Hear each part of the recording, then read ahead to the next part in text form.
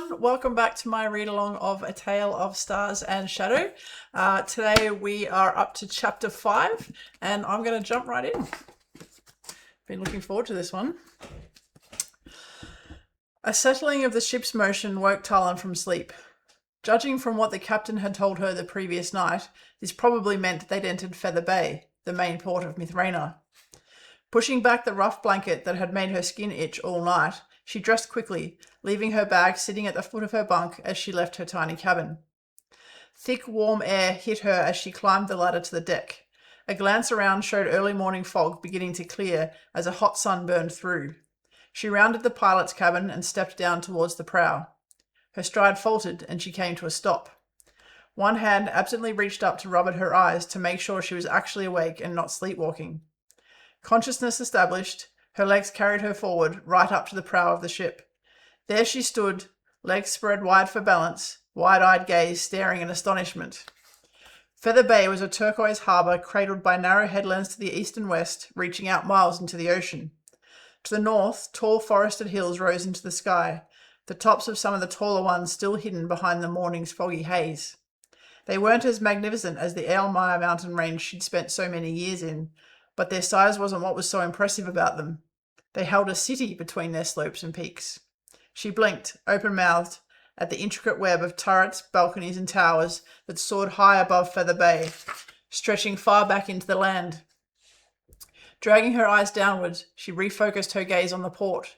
From what she could tell, there was only a single area of relatively flat land. It stretched north from the shoreline for maybe 2 or 3 miles, and out along the eastern and western headlands that weren't as hilly but thickly forested. The city up in the hills beyond the harbour was jaw-dropping, but the flat ground below, she couldn't find a speck of visible surface under the ramshackle city that covered it, making it impossible to tell whether it was sand or dirt or something else underneath. Much bigger than Ryathel, it was so closely packed in together she wondered how anyone breathed. Separating the port city from one of the hills above it was a high wall that reached up to a level of the lowest buildings of the hill city. But calling it a wall, there was no word she could think of to adequately describe the magnificent glimmering marble structure that riveted her gaze. Thoroughly opaque, it hid everything behind it from view. A gushing waterfall thundered down over the wall to the east from a gloomy space between 2 hills that seemed to contain the thickest cluster of graceful buildings. It crushed down into a wide flowing river that cut the town in two and flowed out into the bay. This was Mithranar? A faint chuckle sounded at her left shoulder, making her start. She turned at the captain's approach. She'd been too stupefied with wonder to notice it. At least, that's what she told herself. But in truth, she wasn't as sharp as she'd once been. "It's always like that, the first time people see the place," he said, giving her a sympathetic smile. "My father never—" she mumbled, then cleared her throat and looked over at him. "It's amazing." "It's a pretty sight, no doubt about it." Her eyes returned to the city above the wall, squinting against the glare of the sun in the distance. The ship was closer now, edging into its berth, and most of the fog had burned off. Movement caught her gaze, a figure up on one of the balconies close to the top of the wall. They were carelessly balanced right on the very edge, made tiny by the distance, covered in a bright green cloak. She gasped without thought when the figure suddenly dived from the balcony, plummeting straight down. Then, halfway through the descent, the cloak unfurled. Talyn's mouth dropped open again as she saw that it wasn't a cloak at all, but a pair of magnificent green wings. The flyer slowed quickly, wings flapping lazily until he or she hovered in midair. With a final great flap, they landed on a lower balcony and disappeared inside. "I take it nobody told you about the winged folk?" The captain's chuckle once again penetrated her stupefaction. "Well, yes, but—" Talyn had believed that winged folk existed, but to actually see them was another thing entirely. "I had no idea." He laughed. "The Citadel, that's the city up in the hills over Dock City, above and behind the wall, is their home. Look." Turning to where he pointed, Talyn stared even higher up into the sky. Upon closer inspection, what she had initially taken for a higher than usual number of brightly coloured birds floating in the skies above the Citadel were winged people. "I don't have words," she breathed, eyes fixed on the sight. Hundreds of pairs of wings glinted in the afternoon sun in almost every colour of the rainbow. The captain nodded, stroking his moustache, clearly enjoying her reaction. "All the winged folk live up there in the Citadel. Those without wings, humans, live down here in Dock City. That great bloody wall represents more than an architectural marvel. The 2 societies don't get along very well." "Why not?" she asked distantly, still watching the winged people. He shrugged. Winged folk don't just live above the humans because they can fly. They actually believe they're superior to the rest of us. There are a lot of poor families living in Dock City, but you'd be hard-pressed to find a poor winged folk family. She frowned, not sure if she understood his meaning correctly, but when she turned away from the sight before her, he was already walking away, calling out orders to his crew.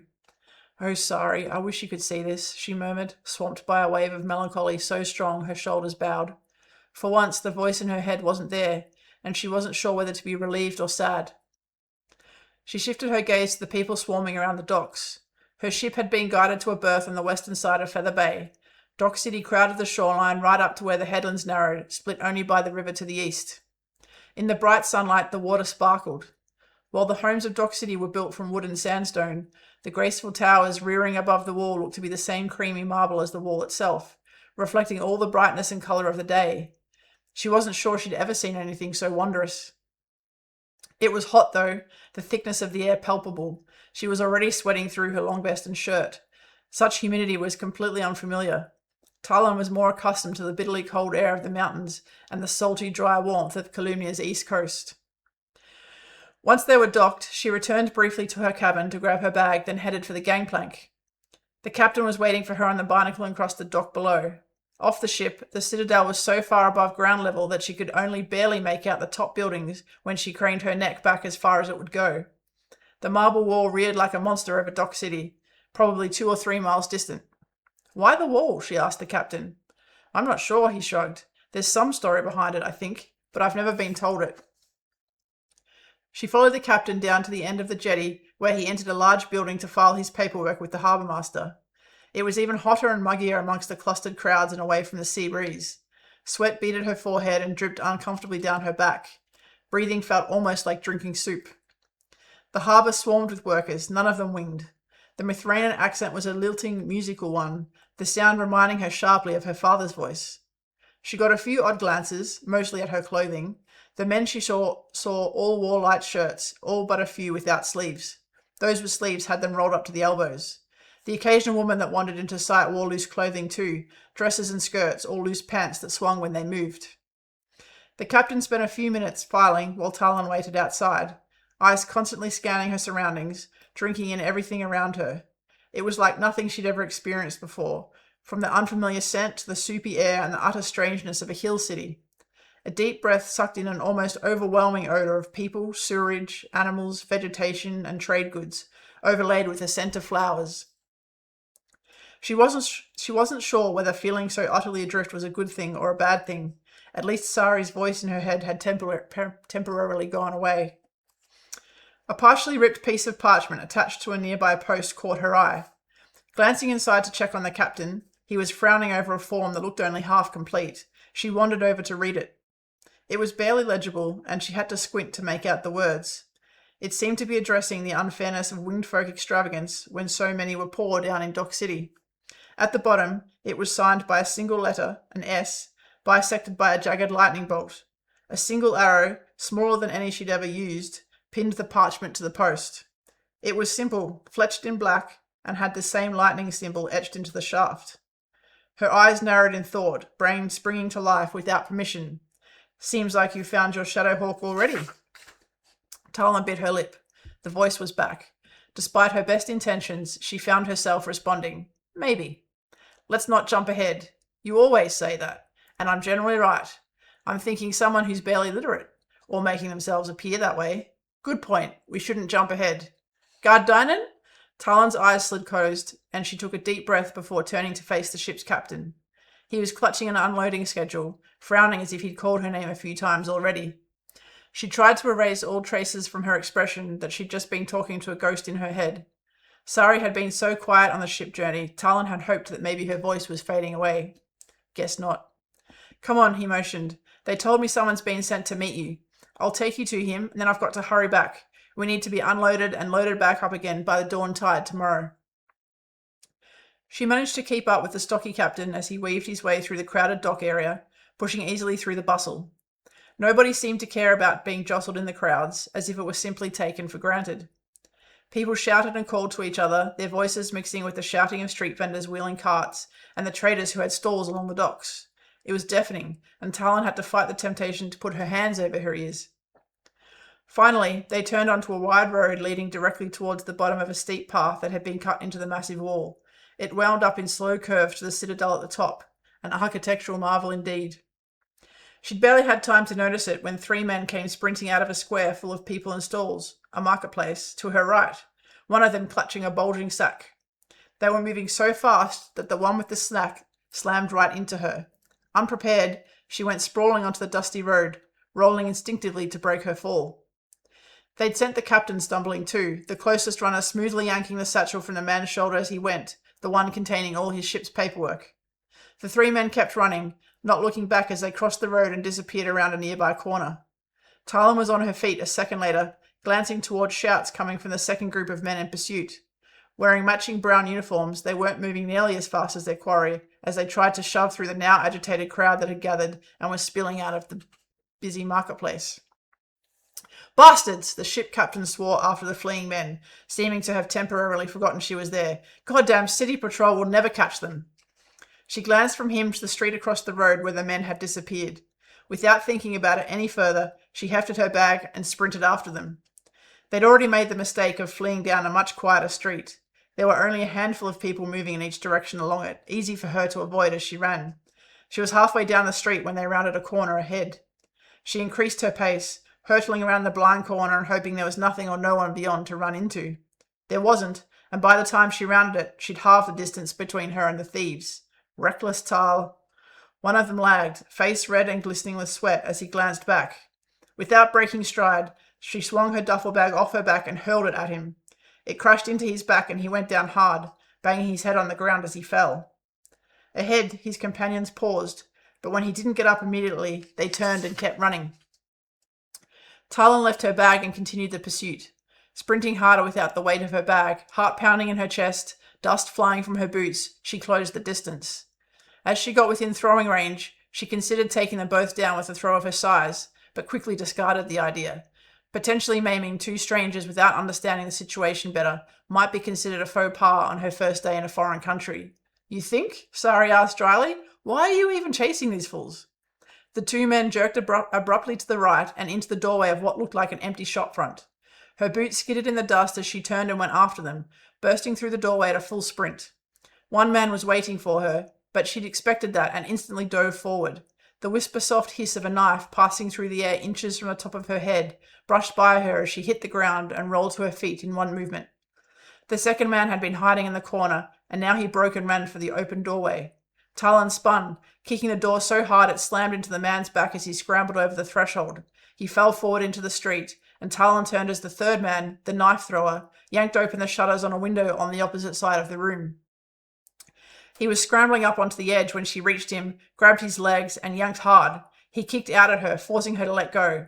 Avoiding another kick, she moved in and placed the sharp point of her sai at the base of the man's spine.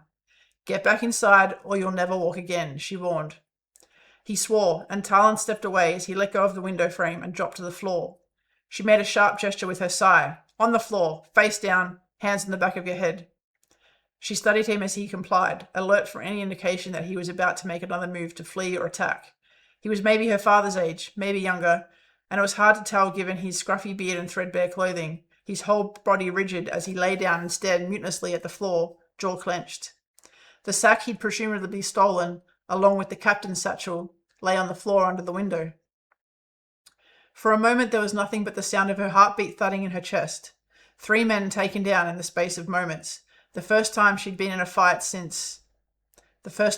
been in a fight without Sari at her back. Sweat slicked every inch of her skin and soaked through the back of her long vest. Her muscles burned from overexertion. She'd pulled something in her left calf, the result of losing the sharp edge she'd once had. But her body had known the steps, even if her mind had been too afraid to take them. The grief was like a live creature clawing through her chest, and she wanted to bend over and start howling like a baby. The sound of shouts outside gave her something to focus on, and by the time 2 men in matching round uniforms stepped inside, blinking against the dim interior, she'd managed to regain some composure. Even so, the first one through the door gave her an odd look. "Who are you?" "Talyn Dynan." She sheathed the sai and offered a hand. "I'm Kingshield from Calumnia. Who are you?" "West City Patrol. What?" The older of the two men was gruff, red-faced and sweaty, ignoring her outstretched hand. The younger, more eager one spoke over him in panting breaths. "I'm Lidrin, and this is Rolf," his face scrunched. "What's a king shield? I've never seen anything like what you just did. And what brings you to Mithranar?" Rolf shot his companion a hard look, holding it until the younger man dropped his gaze, then turned his attention back to Talyn. "Would you mind stepping outside so our watch officer can speak with you?" "Of course." Talyn followed Rolf outside into the sunlight, blinking rapidly until her eyes adjusted, while Lidrin went for the man on the floor. Two more men in brown were tying the wrists of the man she'd hit with the door, and another was standing nearby, hand firmly on the shoulder of the thief she'd dropped in the road with her duffel. His hands were already tied behind his back, and her bag was at his feet. "Reckon the patrol captain will make us hold them in the cells?" One of the patrolmen looked at Rolf. "Theak wouldn't have," another one muttered. "They were just hungry is all." "Not just that," Rolf nodded his head at the scraggly man Lidrin was struggling to drag outside. "This one's part of the Shadowhawk network. I almost caught him last year when they robbed the coal shipment." Talyn's eyes went straight to the prisoner who'd thrown the knife at her with such deadly accuracy. Unlike the other two, he was spitting curses at the patrolman, shoulders writhing as he fought the rope around his wrists. "That's why I chased those fools, Sari. Instinct." There was no reply. Her attention was caught by the arrival of another patrolman along with her ship's captain. From the way everyone looked at her and the new patrolman, despite his small, lithe stature, she supposed this was the watch officer. "Sir, this is Talyn Dynan from Calumnia," Rolf said. "She says she's something called a king shield." The man's hazel eyes widened slightly in surprise. He looked Talyn up and down, clearly unsure what to make of her presence. "I'm Watch Officer Andrus Ty. Thank you for your help." "I second that," the captain said in relief. "You have my thanks, Guard Dynan. Losing those papers would have cost me badly." "They're just inside along with whatever else these men stole." She lifted a questioning eyebrow at Ty. Beside her, Rolf gestured, and one of the patrolmen ducked into the house. "It was bread from one of the stalls at the market." Ty's expression was an odd mixture of regret and frustration. "It's the second time this week we've caught thieves at the market in broad daylight." The patrolman reappeared from inside the house, passing the captain's satchel back to him and then opening the sack for Ty's inspection. The scent of fresh bread wafted out. Unbidden, Talyn's stomach growled. She hadn't eaten much for breakfast, and the exertion of the chase and fight had made her hungry. "Lucky you didn't throw your size at them. They were just hungry," Sari observed. Being hungry didn't give you license to steal, but there was something about the look of the men she just hunted down that made her uneasy at having helped catch them. Before Talyn could manage a reply, either to Sari or Ty, a sweep of air washed over them, warm and redolent with the scent of flowers. Instantly, all patrolmen's eyes shot upwards, the prisoners too.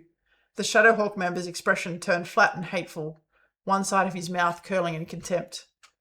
Three-winged men dropped gracefully out of the sky, their outstretched wings furling gracefully in the narrow quarters of the street. Sleeveless teal vests fitted their upper bodies, a winged emblem etched in scarlet silk on their shoulders. Breeches in deeper blue, but also edged in scarlet, fitted neatly into ankle-length high-leather boots. Elaborately carved sword hilts, each one different, poked out from where they wore their weapons strapped down their backs between their wings. Talyn stared, unsure whether it was their beauty or the fact that she was seeing winged people up close for the first time that had her so frozen. Before she realized what was happening, the city patrolmen melted away, taking the prisoners and her ship's captain with them. By the time she'd registered they were leaving, all she caught were the black looks they shot in the direction of the winged folk on their way down the street.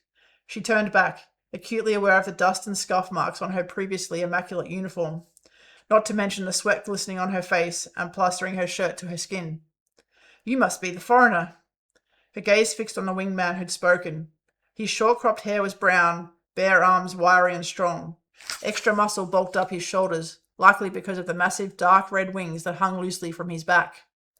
Beauty and grace had been the first two things that came to her stunned mind at the first sight of winged folk so close, and though the grim set of this one's features took away some of his natural beauty, he was nonetheless striking.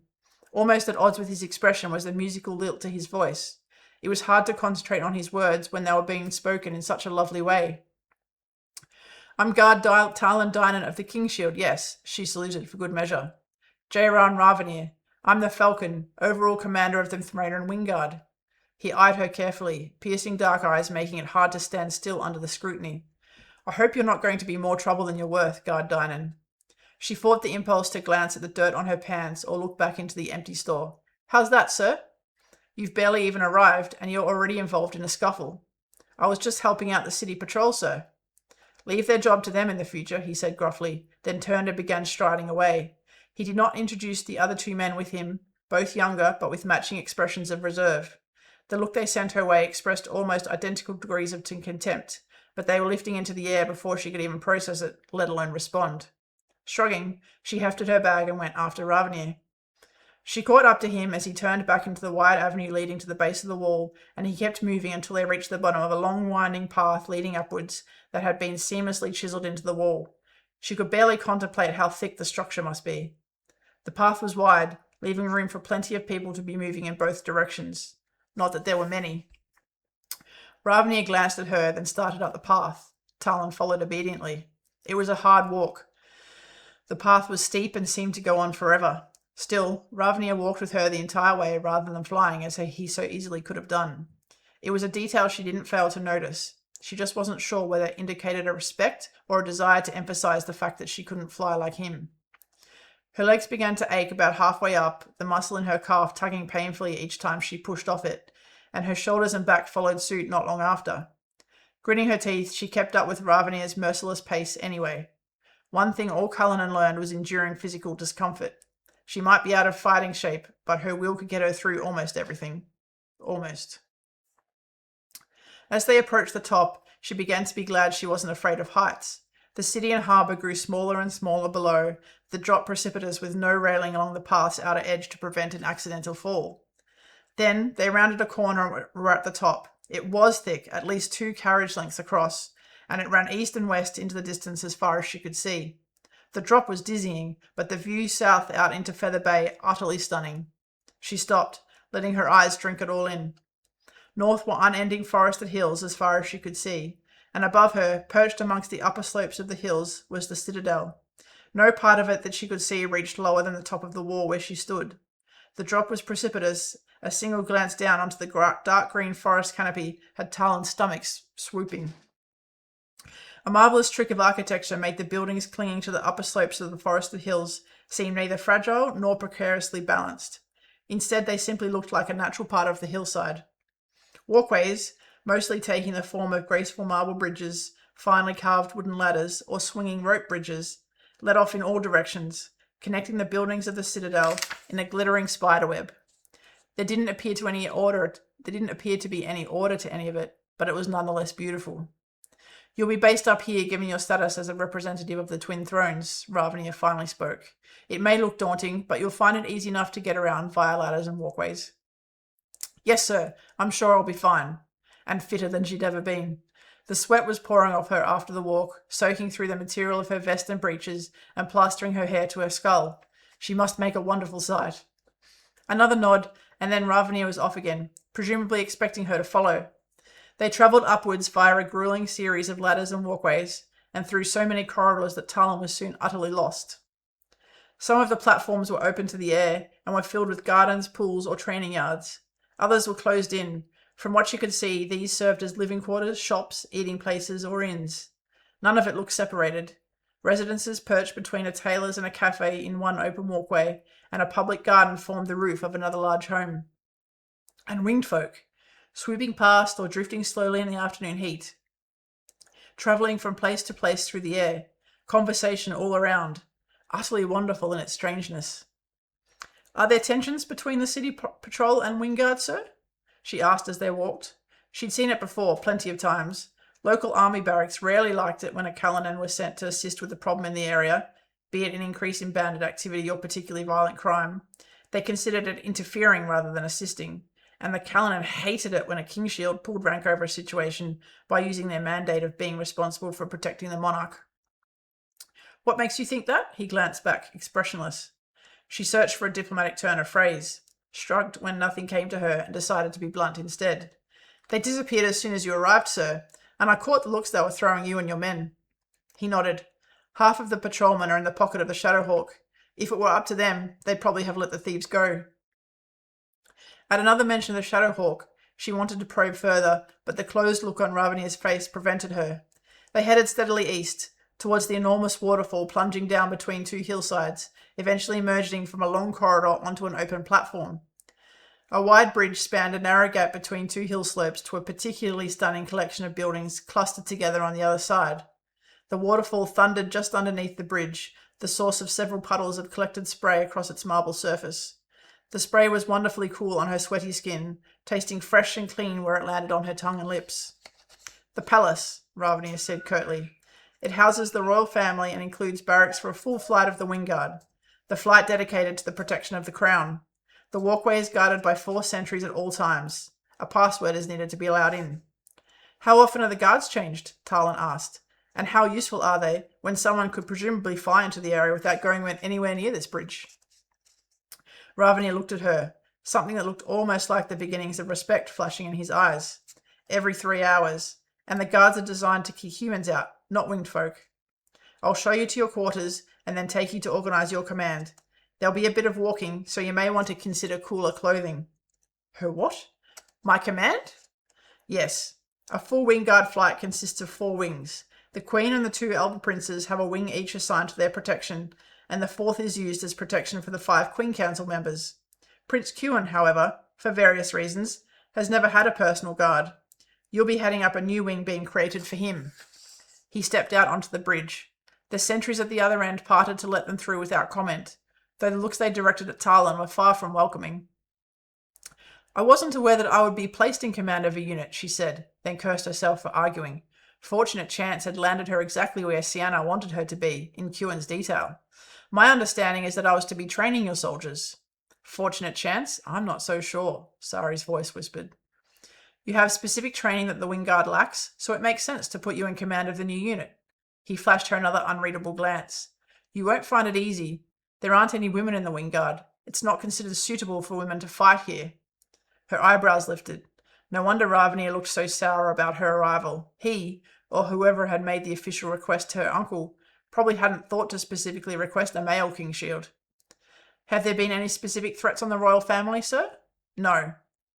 "Can I ask why you've requested a king shield liaison then?"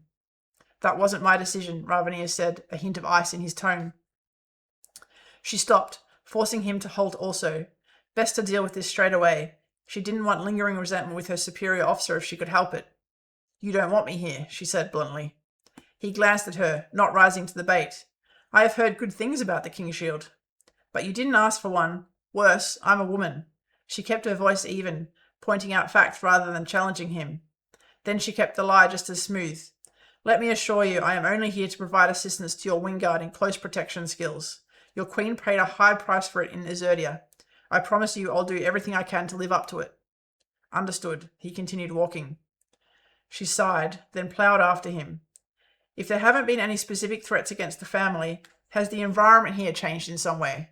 She tried asking her why now question a different way. Sienna either hadn't known or wouldn't tell her. Maybe Ravinire would. "I can't protect your prince or train your WingGuard properly without fully understanding what I need to guard against." Ravinire stepped off a bridge and climbed a steep set of stairs to another terrace. This one looked out over a thickly forested hillside. They were so high up that a glance over the railing showed her nothing but green. "The prince won't be able to meet with you until later, but I will help you with the establishment of your wing." He neatly avoided her question. "6 thrices, Tal, what is going on?" She squelched Sari's voice as Ravinire stopped outside a blue wooden door. It stood slightly open and he waved her inside. "These rooms are set aside for guests and the royal family, although they don't often get used because they're so far from the central area of the palace. I assigned one to you because it's close to the barracks I've set aside for your wing." "So they're all empty?" She gestured towards the other doors along the terrace. "That's right, you'll have privacy." "Why aren't I in the barracks with my wing?" "You're a guest of the crown," he said curtly. "I'll leave you to settle your things and change. I'll be back in a half turn. If there's anything else you need, you can let me know then." She tried not to be astounded when he spread his wings and leaped off the side of the terrace, but failed miserably. She did manage to hold back from going to gape over the railing after him. Pushing the blue door open wider, she walked in on a sitting room that housed a lounge and a fireplace, with a desk and chair for work. Beyond an archway was a bedroom with a large bed and chest of drawers, the space filled with light from windows set in the roof over the bed. From the bedroom, a smaller arch led into a bathing room. The sparse yet tasteful setup of the room suited her perfectly. Maybe spending a year here wouldn't be so horrible after all. It certainly beat sharing a barracks room with anyone but Sari, something she'd struggled bitterly with since joining the King Shield. Not that she had any clue why a fireplace was necessary in the oppressively humid country, or, for that matter, the thick doona on the bed. It was slightly cooler up in the citadel, though, and she stripped off her sweat-soaked long vest with relief. The silence was complete. Ravinire had been right about the privacy. She tried not to be unsettled, telling herself it was simply the result of being in an unfamiliar place. Ravinire's casual words that she would command a protection detail worried her, though. Whoever the members of the detail were, they weren't likely to welcome a foreigner being placed in charge of them, especially a woman and one without wings. But the root of her unease was the fact she'd never been in command before. She had learnt all about it in the Calynan, but never actually been in charge of a unit. And the one time she had decided to make a call, she shook her head, trying to pull herself back from sliding into the pit of despair that had become so familiar. She was Calynan no longer. She was Kingshield now, and it was her job to protect. To busy herself, she washed quickly in the bathing room before digging through her bag and pulling on a fresh tunic, a lighter one designed for the summer months in Columbia. The sleeveless black vest fell just below the top of her breeches, held in place by a black leather sword belt that usually had no sword. Instead, twin scythes were sheathed in the small of her back. To the uninitiated, they looked like oversized forks, a 3-pronged weapon with the middle prong a good 2 inches longer than those on either side. While Leviana adored her knives like they were her children, and Cinia was a better markswoman with her bow than most Aimseer Talyn had ever met, Talyn's signature weapon was her scythes. Primarily a defensive weapon, perfect for a Calynan who needed to disarm and hold more often than they needed to kill, the points of hers were sharp enough to kill if necessary. Not that she couldn't use most other weapons if needed. She brushed out her sweat-soaked hair and rebound it in a long plait, her gaze falling on her discarded tunic as she did. She picked it up to fold it, lightly fingering the myriad of tiny amber stars etched out the shape of a pair of crossed blades over the heart. Like starlight. That was how people described the unusual brightness of the Dunarix family's eye colouring. And so the emblem worn by all the Twin Thrones fighting forces was made of stars, always in the colour of the ruling monarch's eyes. A direct mirror of the Dunarix house sigil, crossed swords on a black background wreathed in amber. While the Calynan wielded a magic that allowed them to use their body's energy to summon a shield that could protect them from any type of attack, the hint of magic running through Dunarix blood was less specific.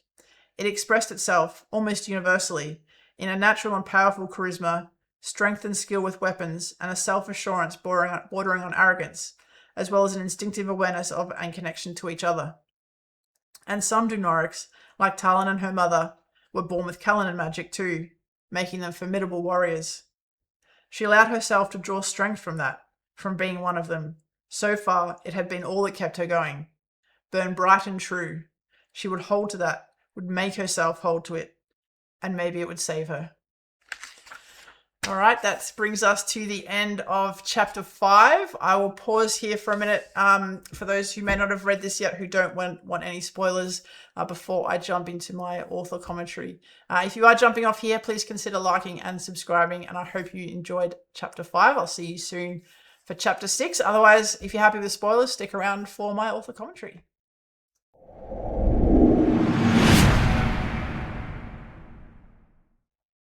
Alrighty, author commentary for chapter 5. Okay, so I guess we start this one with Talyn arriving into Feather Bay and seeing Mithranar, the Citadel, Dock City for the first time. Now, this was another really tricky piece to write. I'm a very visual writer. I see the story unfolding as a movie essentially in my head. And when I'm conceptualizing a place like this, massive marble wall, the ramshackle city below, the beautiful marble citadel in the hills above.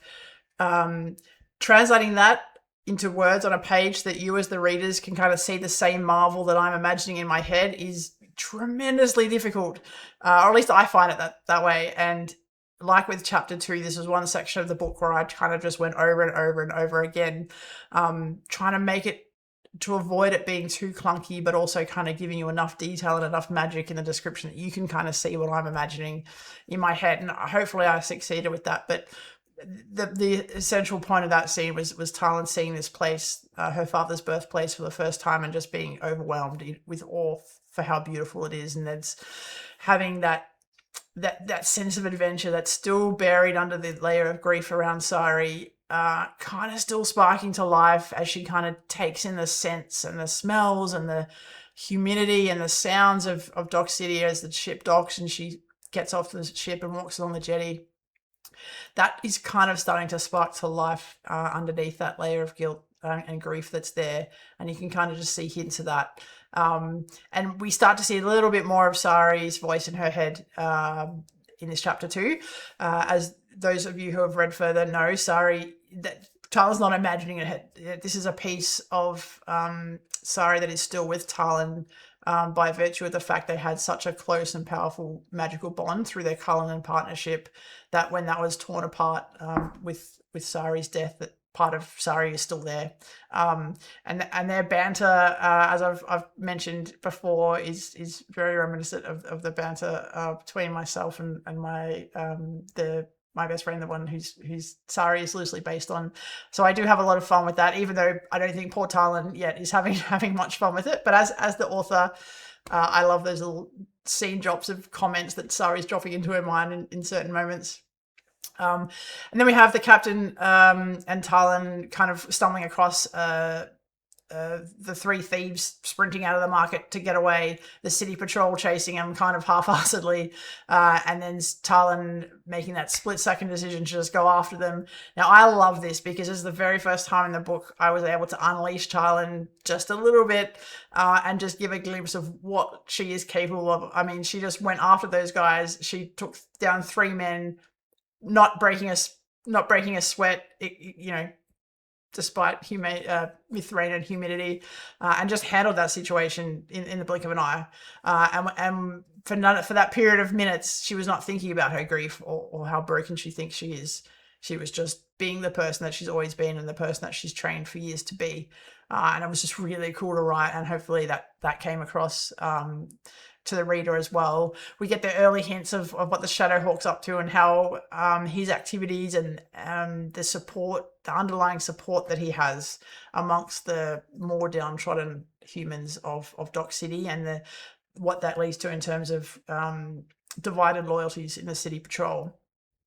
Ravinire's arrival kind of underlines that, because they immediately vanish. It's very clear straight away that the winged folk and the humans do not get along.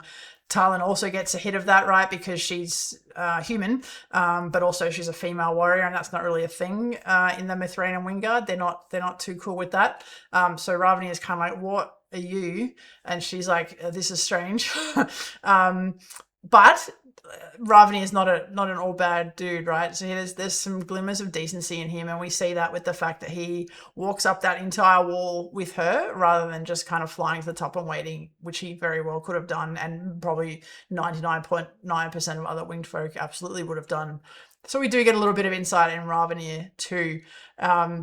And then, of course, we finish off this chapter with Talyn being shown to her quarters and Ravinire unloading the very unwelcome news that she's going to be commanding her own WingGuard detail or wing as part of Prince Kewin's protection detail, which, again, she doesn't feel necessarily that she's capable or up to that, but it's also exactly why she's there, to protect Prince Kewin. So she doesn't really have much of a choice in the matter. And as I know, and as those who have read this book know, we're about to meet the wolves, and this is the part of the story where I really get going. It's my favourite part. I'm so excited to jump into chapter 6, which I think where we first get to meet them, or at least get close to that. So if you've got any questions on this chapter, please jump them in the comments below. Please consider liking and subscribing. That would be amazing if you could do that. I look forward to seeing you for chapter 6 very soon. Have a great day, guys.